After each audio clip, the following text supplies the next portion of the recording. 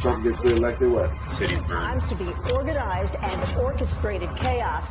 They call everybody they disagree with Nazis. I felt like I had no choice but to do what I did. So yeah, kill them.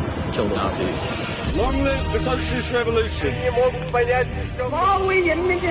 When conditions become ripe, people do get the opportunity to change the whole system through a revolutionary struggle.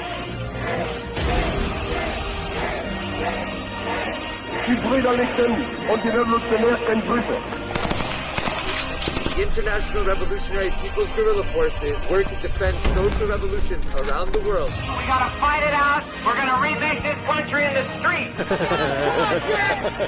Liberals get the f***ing wall first.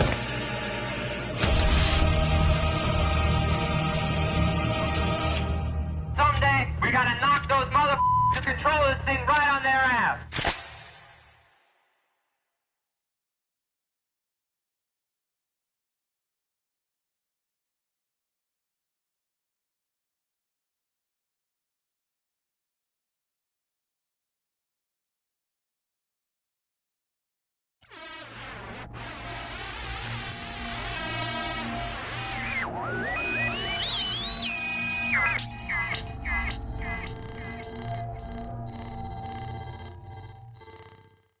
George Floyd's life is going to matter, and his death is going to count for something. It has to lead to the death of America.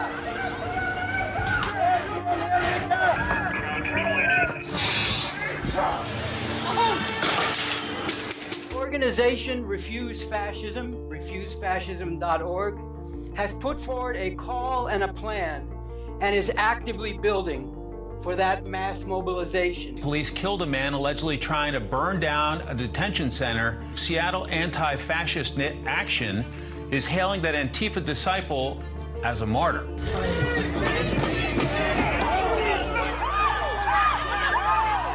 Body cam video released by Seattle police show the violent confrontation between officers and protesters. I want to be clear in how I characterize this. This is mostly a protest. It is not, generally speaking, unruly. And when conditions become ripe, people do get the opportunity to choose a different system.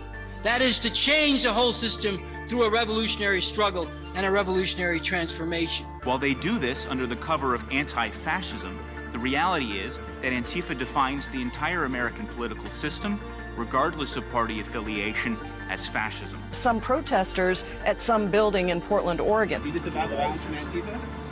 That's happening in Portland right now? That's a myth. This division, this insurrectionist revolutionary arm of American politics, that Antifa represents, it serves the interests of Russia and China, because as they seek to weaken America on the world stage, Antifa seeks to usurp and revolt against America here in our own domestic backyard. That is the threat that they pose. That is their goal. They don't support Republicans. They don't support Democrats. They support anarchy and violent revolution. That is who they are. And so those that would benefit from that do include America's foreign adversaries. Hey, sounds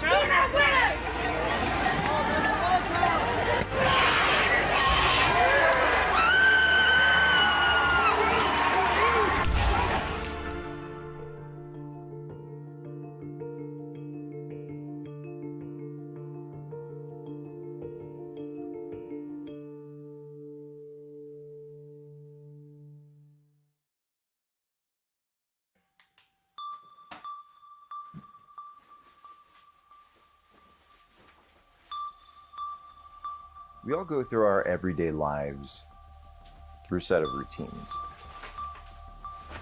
You wake up, you get dressed, make coffee, have food, get the kids ready, drop them off, go to work, do your job, come home, repeat.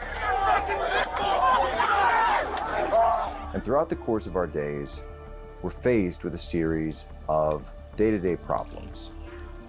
Common stuff that we know how to deal with. Get a flat tire. You have traffic on your way to work. You have to charge your phone. This is common stuff. These are common problems. But then there's also social problems. And we learn about social problems through the media, through local news, through newspapers, local TV. And every once in a while, local problems, social problems, become national problems. And that's why we have the role of the national media. And that's what the national media is for. To help us be informed about those problems, and then also teach us about potential options and solutions to deal with them. But what if there were a problem that the media wasn't telling us about at any level? And what if that problem became a day-to-day problem? And for some reason, those trusted outlets, or when you go to Twitter Trends or Google News, it's not there and it's not found. And what happens when that problem becomes a threat?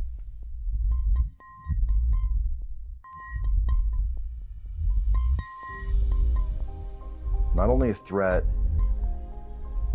in one place or one location, but in city after city after city, night after night after night.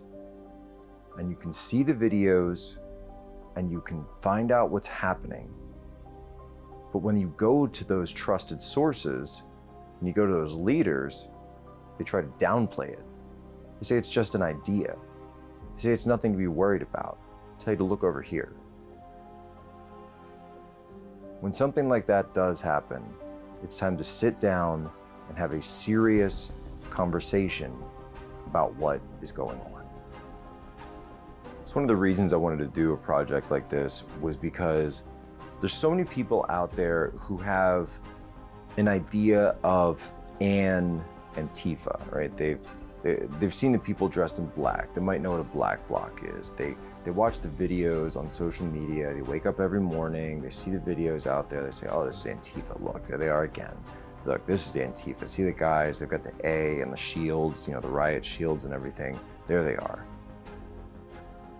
But I wanted to do a project that actually talks about the Antifa, to give people an understanding of what this movement actually is, the types of people in it, and the history of this movement and these people. The fact that there are so many various traditions that they are drawing upon that have sort of melded together and blended into what we see today as this iteration of Antifa in the world, Antifa in North America and Western Europe. And I guess if you're looking for a textbook definition of what Antifa is, they are an anti-government extremist organization that seeks the overthrow of the US government through violent insurrection. But not just the government, every institution in Western society, because they view Western society as fascist. And so institutions like religions, commerce, banking and finance, social media companies, right? Everything that is currently holding up our society, to them, is their enemy. And to tell that story, you've got to start at the beginning. This group, this movement that's out there, the various different cells that are organized in different locations around the country, that it actually is part of a much longer history that's drawing from various different traditions around the world, because you've got stuff that ties into the anarchist movement of the late 1800s, Chicago, Buffalo, right? William McKinley, everything that was going on in Europe prior to World War I. You've also got the communist movements of Asia, the Bolshevik Revolution in Russia, the Chinese Communist Revolution, the Chinese Cultural Revolution, the killing fields of Cambodia. All of these things have been melding together for a long time. Spanish Civil War, right? That go into what has become this fused group. And it's very hard to pin down any one specific ideology. or one specific end state to this group, to this movement. But what they do want is clear. They want an end to society as it currently stands. Their enemy is the status quo. And to use their own words, they will achieve their goals by any means necessary. Antifa is an idea, but it's also a violent terror group that is the tip of the spear of leftist direct action in the United States and throughout the world. Antifa gets a pass from so many institutions because a lot of the mainstream have, in the last 10 years especially, thanks to social media, have really shifted far left. Institutions that used to be known as moderate or mainstream or commentators or people have gone completely, have moved very far left. And I think a lot of this has to do with the reinforcement that we see on social media, the constant barrage of hot takes and one-upsmanship when it comes to politics and partisanship and ideology. It used to be that Salon was known as a punchline. The Salon hot take was, completely crazy and left-wing. And now Salon is firmly in the mainstream. The New York Times sounds like Salon. And Democratic candidates for president sound like Salon.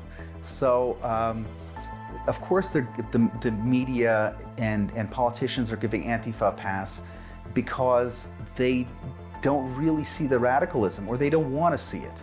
There's been a lot of talk about Antifa being just an idea, and I don't think that there's any reason to believe it's just an idea. We've seen countless Facebook groups and social media personas coming out and saying that they identify as Antifa.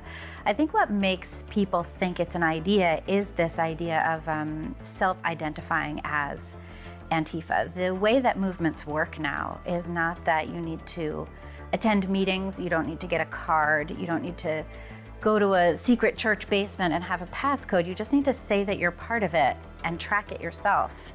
And that's enough to be involved. You wear the costume, you spout the ideology, you do the things that other people who identify that way do, and then you're part of it. It's very much like the Arab Spring situation where people were doing the thing, You don't have to join up. Just saying that you're joined up is part of it. So I think that our elected leaders misunderstand it because they don't understand how social media movements work. Their role, honestly, is kind of confusing, I guess. That's something that I feel most people feel, but no one has really been able to explain why it's confusing for the left. They don't know whether to conflate Antifa, Black Lives Matter, and then of course the Black Lives Matter movement. We're told constantly that Antifa is merely an idea of anti-fascism and not an organization. However, that's antithetical to what the original Antifa actually was. The original Antifa was an organization that sparked from an idea.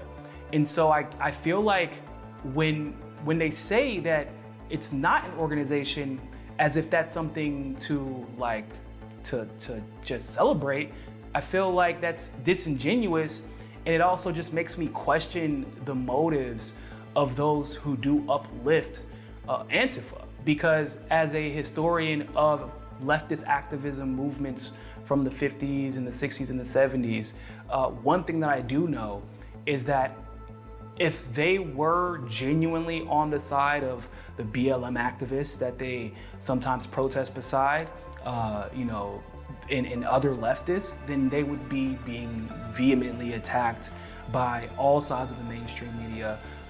They would not necessarily have allies in what I like to refer to as the neoliberal media. My name is Gabriel Nadales. I'm a former Antifa activist. And the first time I put on the black mask and I really became part of the anti-fascist movement was in 2011. And I remember wanting to do this because I saw that a bunch of neo-Nazis were going to organize really close to my city, about 10, 15 minutes away. And at that point, I had already been a left-wing activist. I attended different pro-union marches as well as pro-immigration rallies. But that was the very first time that I did something radical, if you will.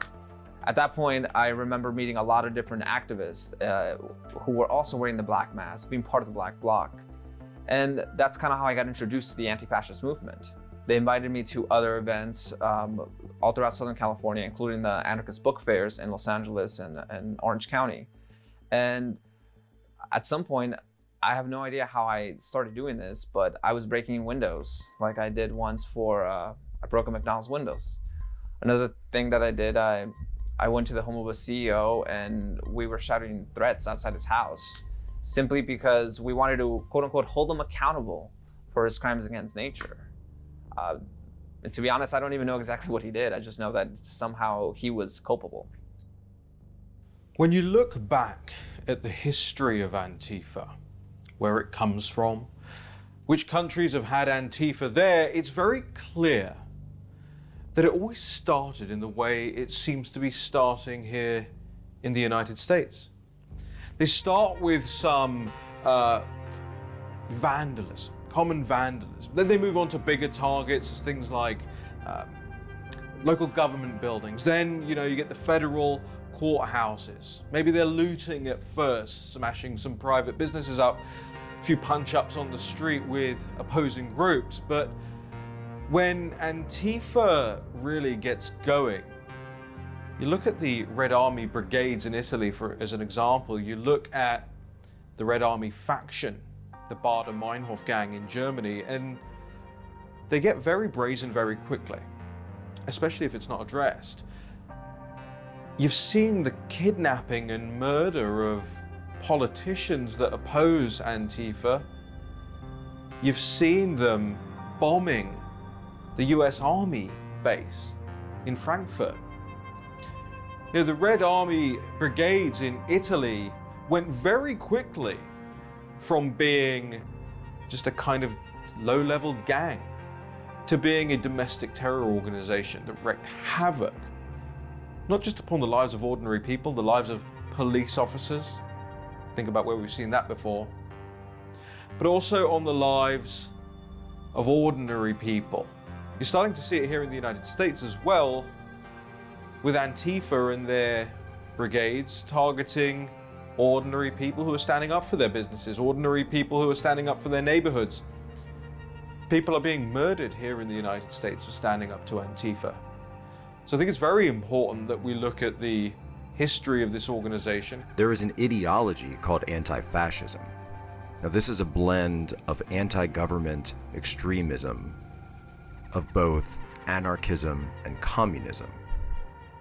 However, in the same way that radical Islam is an idea, there are various groups that have been formed aligned on this idea.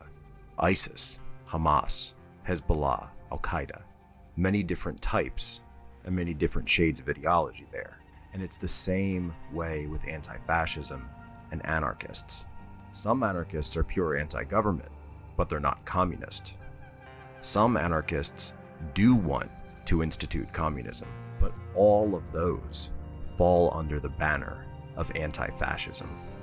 And in many areas of the United States, the cells are growing. I think this is a key question. When we see the different people moving from city to city, we know that there's a significant network, and this is something presumably that federal law enforcement should be looking at. Look, I've had different people say that this looks like, what it looks like is it looks like a special forces operation, right? When we're talking about logistics, when we're talking about the different things that are on the ground, the different things that different Antifa operatives or activists, or however we want to describe them, what they're looking for and how they know how to find them. I mean, these are very significant things. This gives us a clue to the fact that this is an organization, and we know that there's money behind it. We see how people move from locale to locale. So again, the idea that somehow this is just an ad hoc matter, and these people just come together and they join or they combine over this one idea is preposterous. And of course, then again, if we're getting to the idea, well, what is the idea? Are we really talking about fascists in the United States? What do they look like, right? What do fascists look like? Do people really believe that Donald Trump is a fascist? If people really believe that, do they believe then that the more than 60 million Americans who voted for them, are they fascists as well? Are we looking at the prelude to an enormous conflict in the United States because tens of millions, maybe hundreds of millions of people have had their brains washed and poisoned that their neighbors and fellow Americans are also fascist? So again, to come back to the idea that this is an idea, ideas have consequences. This is what politics are about, consequential ideas. So again, it cannot be dismissed as simply an idea. Ideas attract adherents, they attract money, they grow networks. This is what ideas are about in politics. Germany in the 1930s became the right place for all the wrong people. Ernst Thälmann was the kind of guy who knew how to take orders and not ask too many questions about them. He fit right in with the new wave that Stalin's boys were pushing after the death of Lenin. In fact, Ernst came over from Germany at Stalin's call to be a flagman at the funeral of Lenin in Moscow, earn his stripes and all that. Trotsky and all the other intellectuals either got out of the way or were gotten out of the way. Stalin didn't have much use for them. But Ernst was his kind of guy, and so he became Stalin's man in Berlin, son of a bartender, member of the working class. First, Ernst started up the Red Front fighting brigades, organized as the military militia of the German Communist Party. But the Weimar cracked down on them, and they were banned.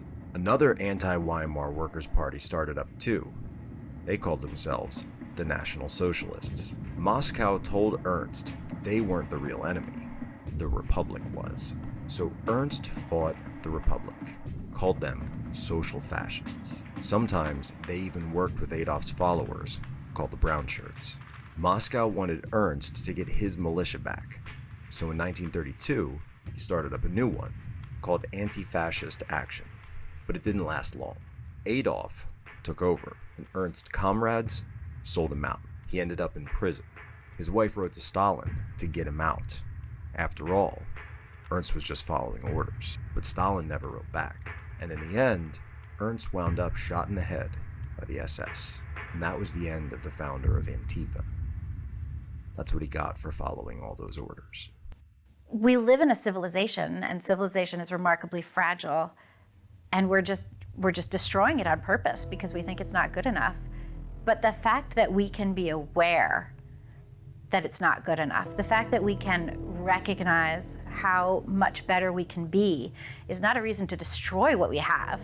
It's a reason to say, okay, everything we've done to date has gotten us to this rather spectacular civilization with freedoms and, for the most part, lots of equality. We have equality under the law. There's still a ways to go, of course, isn't there always? But there is no end. There is no final product of perfect civilization. That is a complete fallacy. In fact, the very notion of utopia was a satire written by Sir Thomas More to show that there's no such thing as a perfect society. And we use the word we think we're saying, that it means something perfection, but it just doesn't. The entire concept of utopia is dystopic in itself. We should be building on what we have instead of saying that it hasn't gotten us where we want to go yet. Of course it hasn't gotten us where we want to go yet, but the fact that we can visualize it, the fact that we can see more opportunity and more inclusion, more freedom, more liberty, more self-expression, means that we're on the right track. And destroying it is not going to get us there. It'll just reverse it. So it's been a couple of months since we were there, but I wanted to sit down and interview somebody about CHAZ. And when I thought about it, I said, the person I've got to interview is the person who was there with me on the ground, day after day, night after night, wearing the black mask, my brother. I couldn't really liken it to anything aside from maybe like a concert I had been to, or just like another protest. But I was very willing to show up, be a part of it, and see what it was really about. It made me very curious when there was the statement that a country was being formed inside of our own country. So that made me very curious.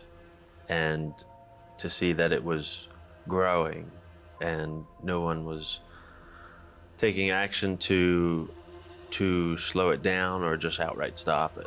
What was it like the first time you walked up to those barricades and set foot inside CHAZ? I was expecting it to be scary and have, you know, people dressed in black. And one of the first memories of walking up was that, to the barricades. Like, you had Antifa guy, you know, the general black, the backpack, the red, and then there's like 1, 2, 3, and at the end was a guy, just a regular guy, but in a full knight's costume or a getup. When it was authentic, and I went up to him and I took a selfie with him. He's like, Jack, where are we? Like, is this the Renaissance Fair? Or what does it mean inside CHAZ when someone's having a bad day? As we were walking up, you remember there was one guy, he was having a bad day in his Beamer. It was like, we came onto the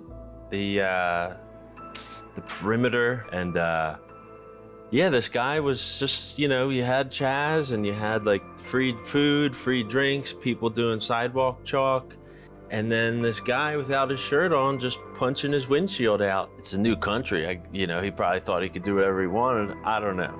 But yeah, that lasted well over an hour. And that theme would continue throughout the weekend, where something that did not fit the narrative occurred, and they were ill-equipped to handle the situation physically or mentally or spiritually. So the street preacher, that was not long after, the same day, Saturday afternoon.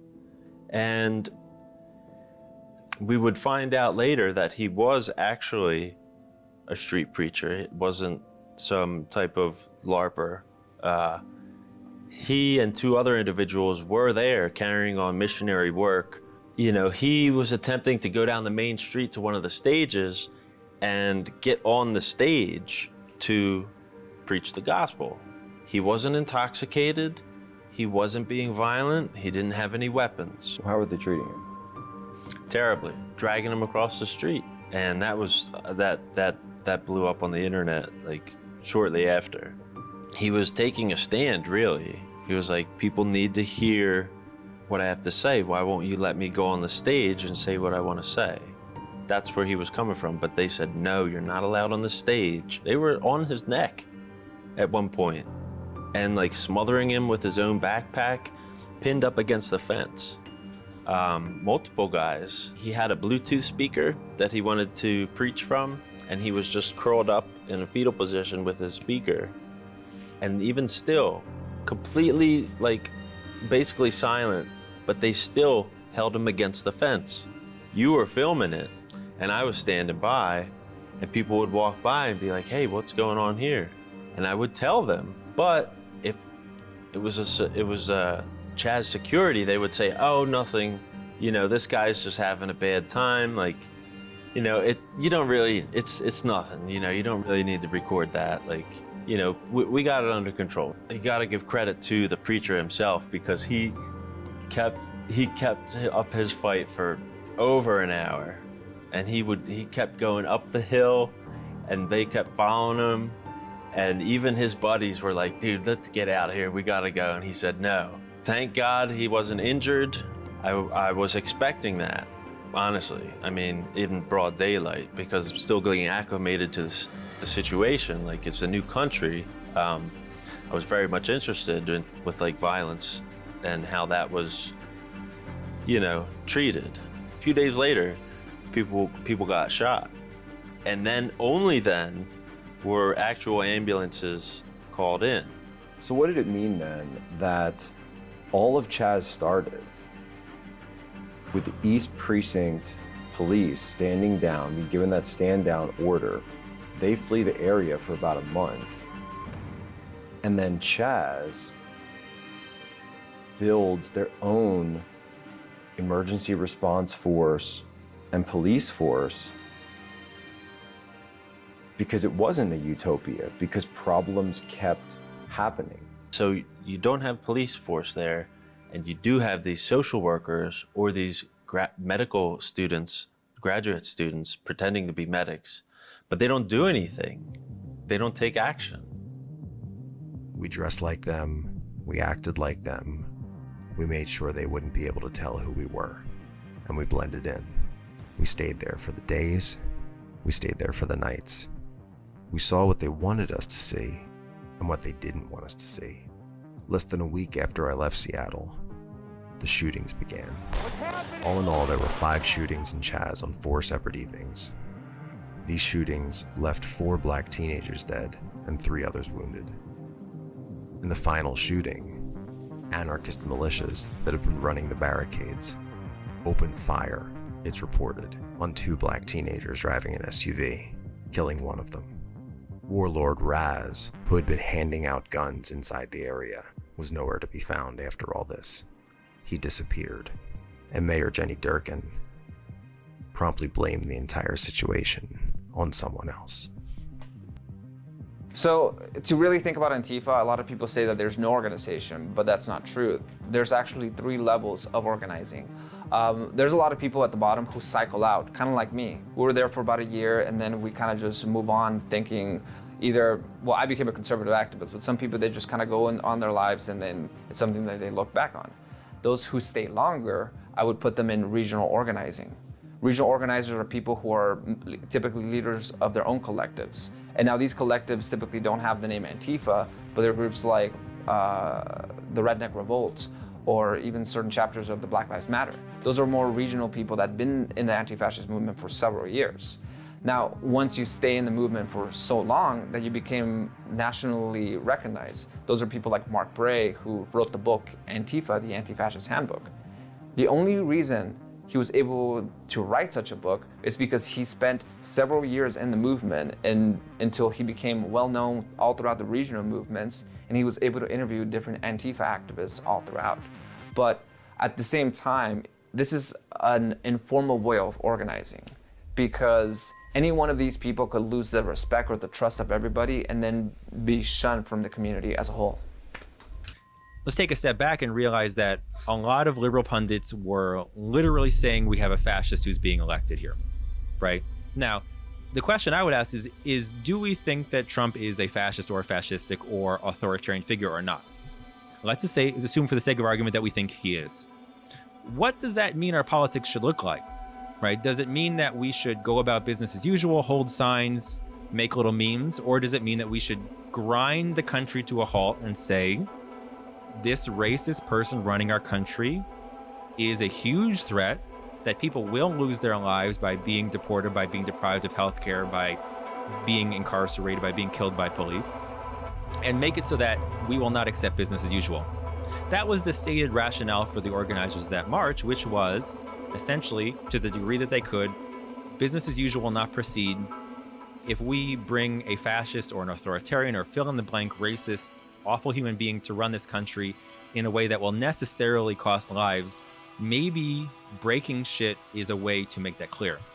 That was the rationale for the people who engaged in property destruction at the march.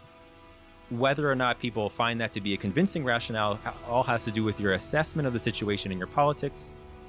But that's where the perspective was coming from, and in that sense, I think is in line with an anti-fascist perspective, which is you assume that when people say that they want to organize some sort of authoritarian racist society, that they mean it.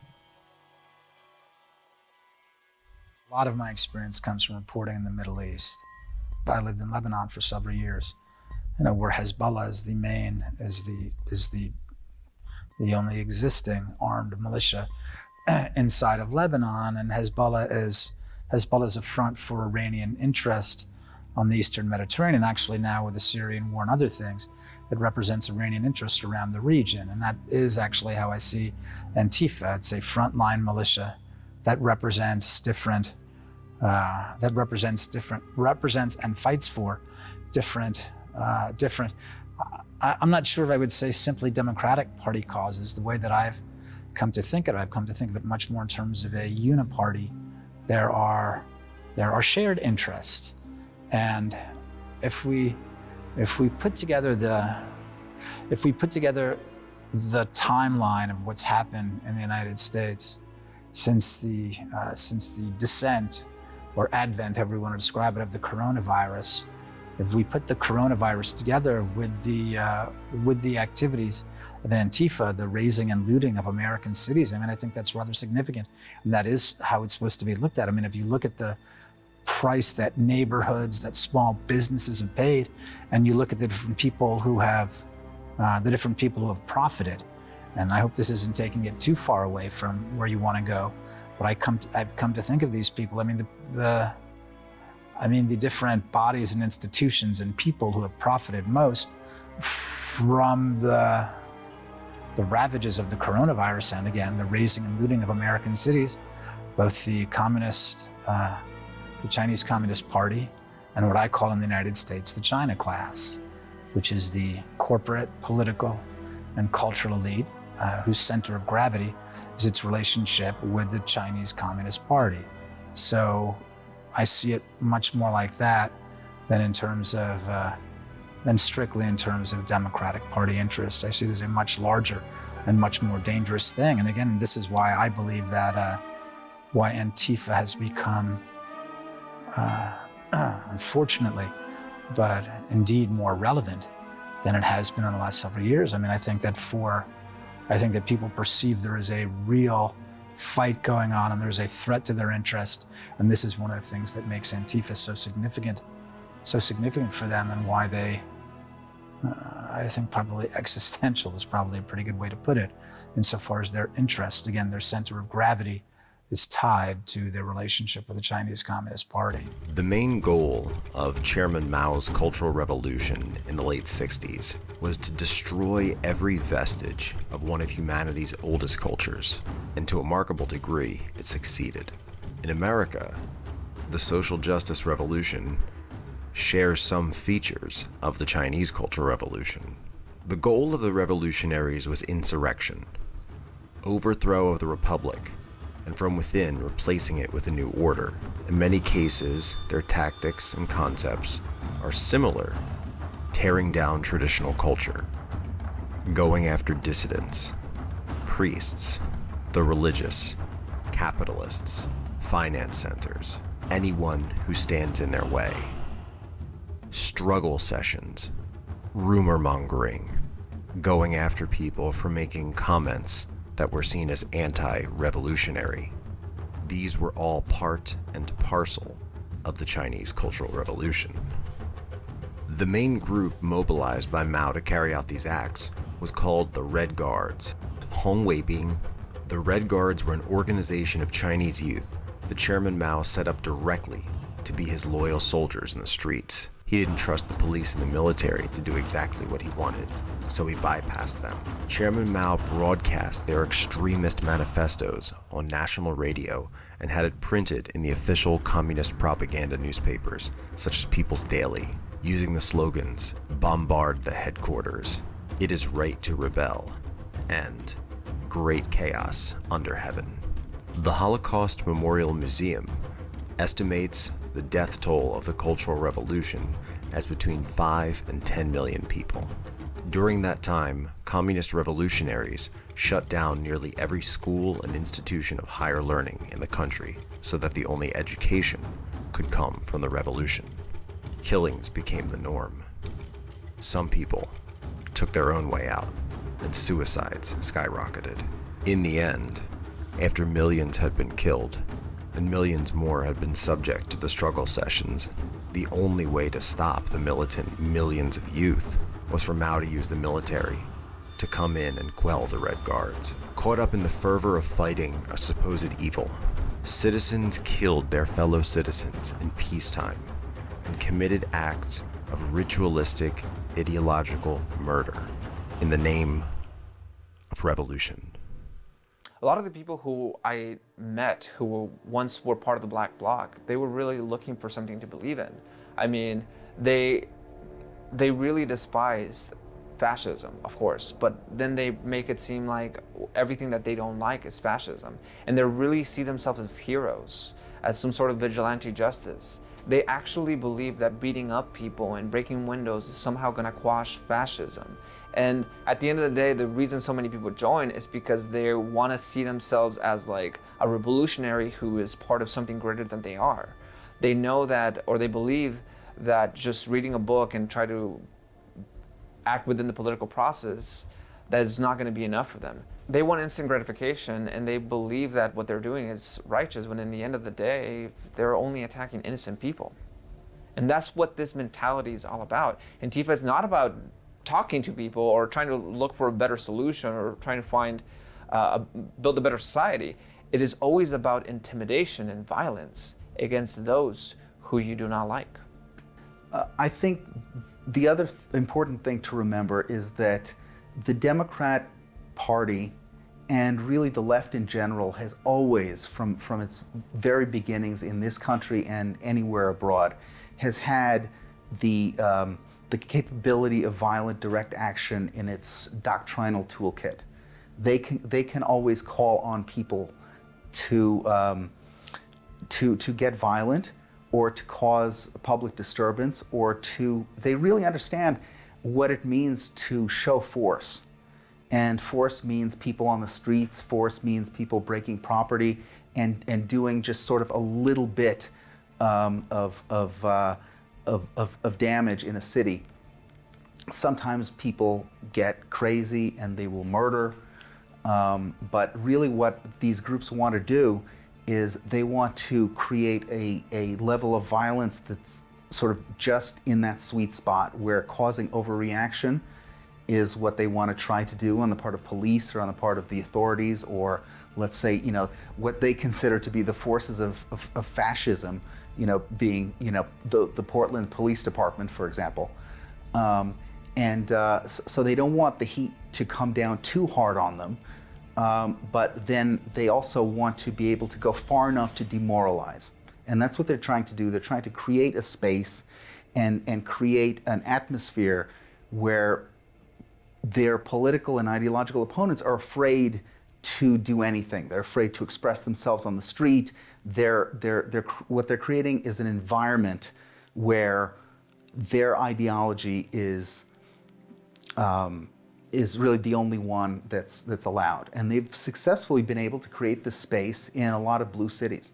Historically, this is one of the things that we've seen in the Middle East for at least half a century. Of course, the Iranians went to train in Lebanon. We saw what happened. We saw different German armed groups. We saw the different armed Japanese groups. So the Middle East is a place for people who are training in terrorism and training for combat. This is where they go, because the Middle East is a freak show. It's a Wild West. So the people who are plotting terrorist operations or plotting different terrorist programs, it's a perfectly convenient place for them to go and get lots of training. Antifa has always looked for ways to rekindle the glory days of anti-fascism on the battlefield. And in the mid-2010s, they found an unlikely opportunity: the Syrian Civil War. Just as ISIS recruited Westerners to its cause, so too did other factions in the Civil War, ones that have not received much scrutiny from our media or national leaders. Some studies show that as many as 800 traveled to the violent border area of northeast Syria to fight in what they called the Rojava Revolution. Again, they took the name International Anti-Fascist Brigades. A study by King's College of London showed that the largest number of foreign fighters were hundreds of Americans, followed by British, French, Canadians, and of course, Germans. Their goal was to aid the local militias in creating a new stateless anarchist country. These local militia were in fact the Syrian arm of the PKK, a terrorist designated group by the United States, the European Union, and Turkey. But of course, because the international media was on their side, they were praised for this.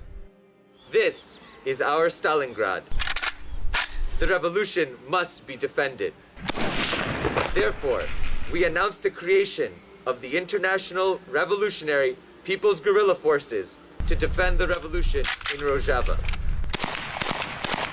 Comrades, in the occasion of the 101st anniversary of the Great October Socialist Revolution, we as communists in Rojava are sending greetings to all our brothers and sisters around the world. The October Revolution showed us that a revolutionary change is possible, even in the darkest times of tyranny and oppression. Would ask them, which is something I've asked every leftist who supports Antifa, the quote-unquote organization, where were you at in Standing Rock? That's something that has sat wrong with me at a very deeply personal level, as somebody who literally got with friends and drove all the way to North Dakota in the middle of the blizzard that happened there, that required a state of emergency to be called. Where were you when cops were shooting a young college student and her arm was almost taken off because of it? Where the indigenous woman was shot by a rubber bullet and her eye got taken out? Where were you? I don't understand how you could possibly think that whatever Trump has incited in your mind is worse than that, when Obama promised to take care of the indigenous people and instead allowed his executive power to push for a pipeline that almost cost indigenous people their lives and absolutely did cost indigenous people their land. And if you're curious as to whether or not it was fascist or not, the Supreme Court said that that pipeline was not legal. And so it had to be removed anyway. So that would have been the opportunity where eventually the law proved that you were on the right side of history, even though that shouldn't be what the minimum requirement for being on the right side of history is, but you were nowhere to be found. So why is it that you only appear during Trump? And if we get Biden, the civility fascist, are you just gonna disappear again? Because if that's the case, then you're not truly anti-fascist.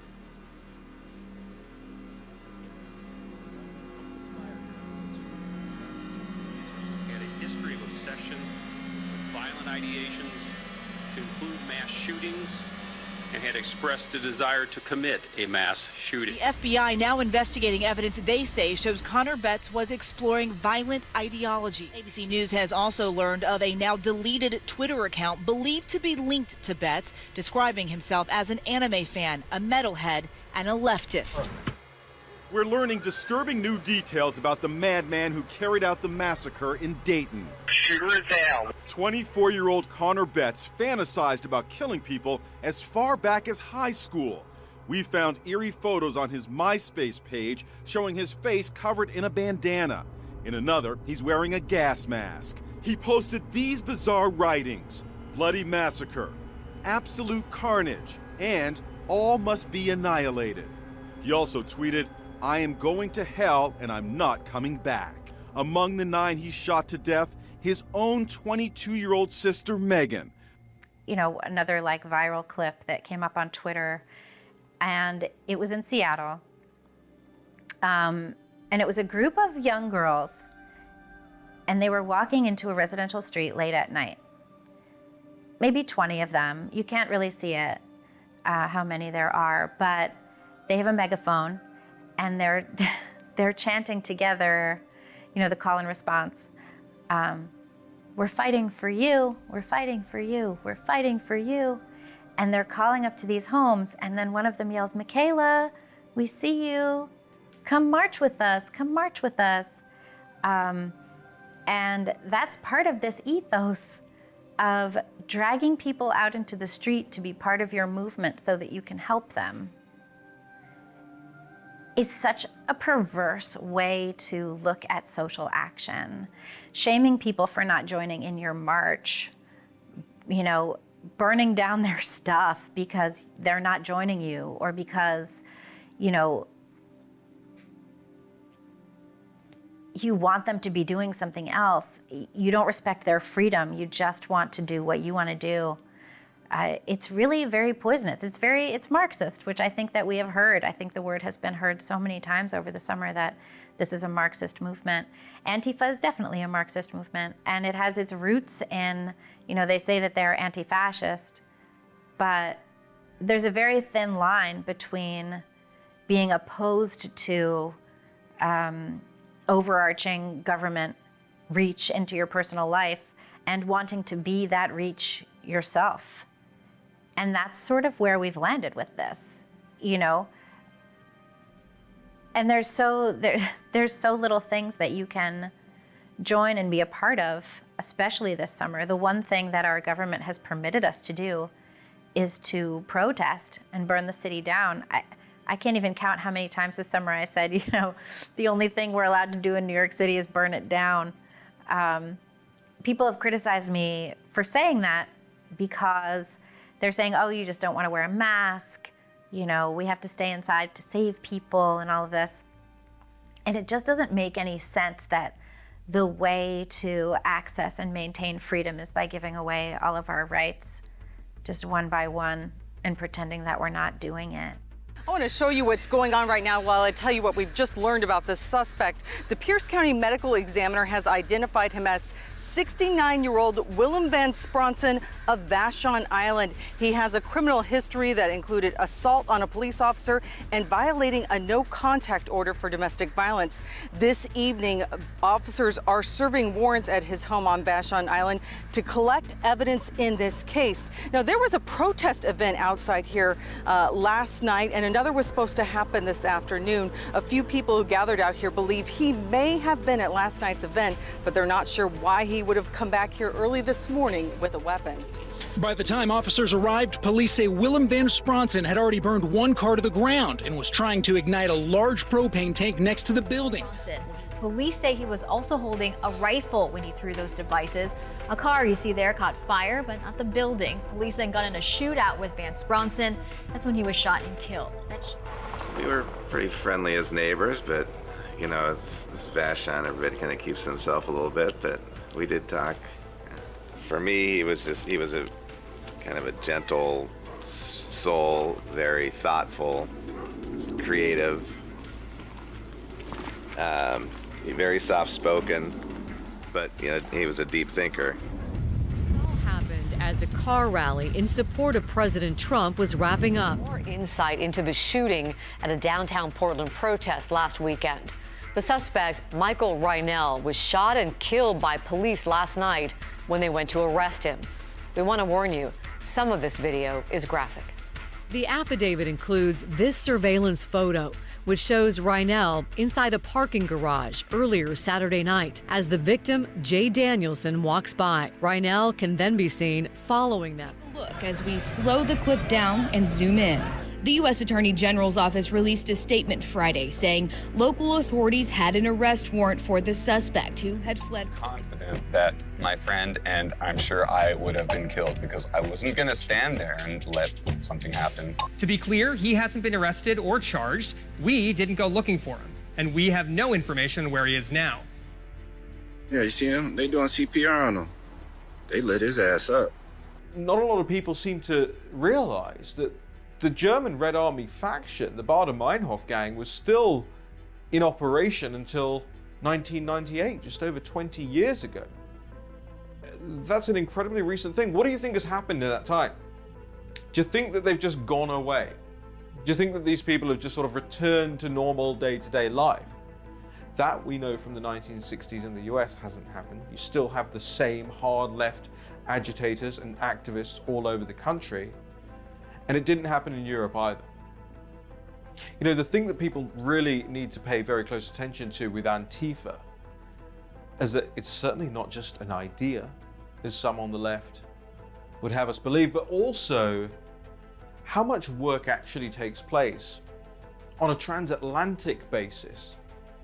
How much is Antifa coordinated across our two continents?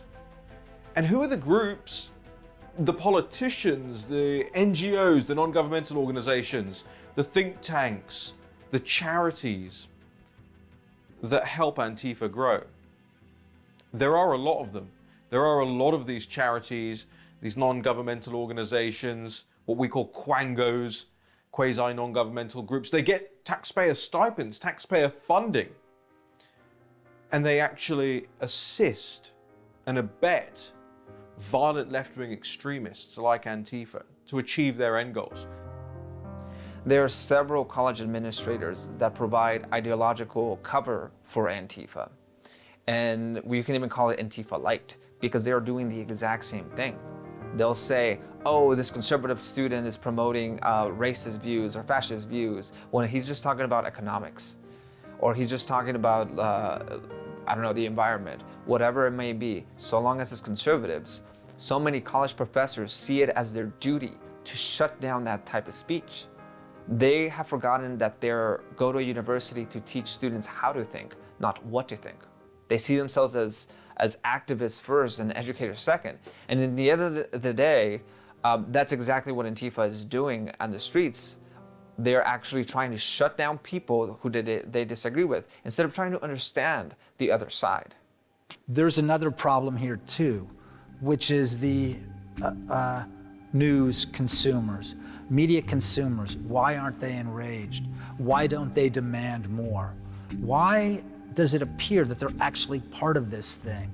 There are certain things that we're not going to say about our friends in Antifa, what they're doing, what they're about. And again, this is another entirely bizarre aspect. Is it that everyone understands that this is about Donald Trump, and this is about Donald Trump supporters, and this is to support certain interests, so we're not going to say bad things out of school? And again, this is really third world stuff, because this is how it goes in the Arab world. We don't air our dirty laundry. Is that what's happening here? That news audiences, the residents of places like Washington, New York, Los Angeles, San Francisco, they'll talk about it quietly, but they won't make a big point. You can talk to people who left certain neighborhoods in Los Angeles because they were scared that the violence might reach them off of, say, Pico Boulevard or something like that. But they won't talk about it out loud. They won't say their different concerns. They leave LA and they'll go somewhere else. Same here. Look at all the people who have left New York City. Look at the size of Washington, D.C., how Washington has shrunk over the last several months. Everyone knows what's going on. Everyone knows about the violence. So the fact that CNN, the Washington Post, the Times, MSNBC is not covering it, that's only one of the symptoms. Another one of the symptoms is the fact that none of the people who live here is making a big deal about it. So where are we? The year is 2020. America is on the verge of something. Everybody feels that. It's something you can't see, it's out of sight, but you feel it all around you all the time. When you drive your car, when you sit on the train, when you eat your dinner, when you lay down in bed at night. It's like everyone's trying to get a peek of what's right around the corner, but nobody wants to actually see what's really there. And that's what it feels like when there's a shift in the wind. You know, we used to talk about, is the glass half full or is the glass half empty? But now, it's like the glass is tipping over. Now, there's some people that want to set it right and want to put it back. But there's other people that want to knock it all the way down. You put together enough bitterness, resentment, mistrust, nihilism, and you have a recipe for taking down one of the greatest creations in human history. They say get a big enough lever and you can move the world. But they never talk about what happens after. Maybe the world isn't perfect, but maybe where it was before is better than where it's going. And maybe the people doing the pushing haven't thought about what happens when it all comes down. As Eric Hoffer wrote, not every movement needs a god, but every movement needs a devil. Politicians, media, activists, and authority figures called up dark, primal forces. As history shows, the results are catastrophic. The goal of the revolution is the revolution.